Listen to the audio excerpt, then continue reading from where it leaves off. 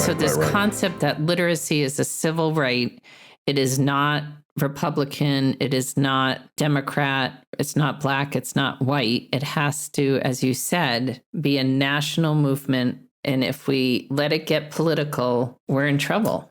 Liz, it does have a color. The color is green.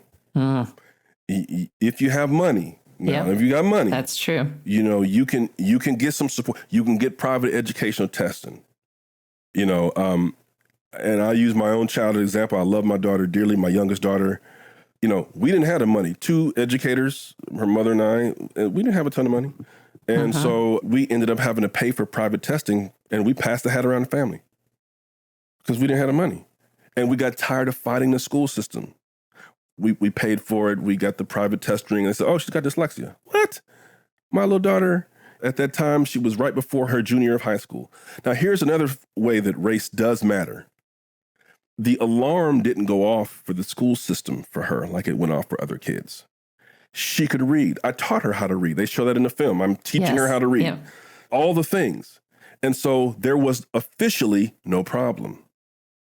This is the legacy of the discrepancy model. Officially, she can read. Why are you worried about it? Well, I know what my kid can do. She probably behaved well in class and was quiet. And girls have it the worst. Girls have it the worst. Yes, girls will sit there and they'll be nice, and they're lauded for being nice and demure and kind and sweet.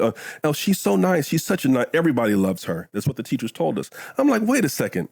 Her reading is going down every year. Every week, it seems like she now hates school when she used to love school because the methods you're applying are actually unraveling her mental framework on how to break down words and how to access the language. There's something wrong here. But because of the color of expectations, the alarms never went off. We sent letters, we had meetings with all the things you're supposed to do, to no avail. Promises were made.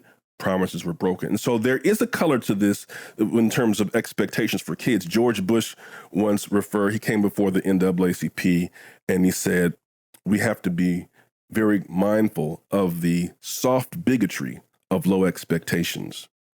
And we have to be, and he was right. He was right about that. Because we have different expectations for different kids as human beings. We don't want to. That's why it's so important to have systems in place. Right. Going back to we test on Tuesdays. Yeah. It's Tuesday. It's Tuesday. That's all. It's not because I think Hakeem is, behind or whatever. It's just Tuesday. And we're going to find out about the sub skills that he has and hasn't developed fully. So it's a really important point that this can't be just a matter of money and individual teacher expectations. We have to give our teachers a chance and not ask them to make figurative bricks without straw. Right. Absolutely. And that unconscious bias of every human and building in those systems and structures and understanding we're testing because it's Tuesday and what questions are we trying to answer for these students with this test. It's so important.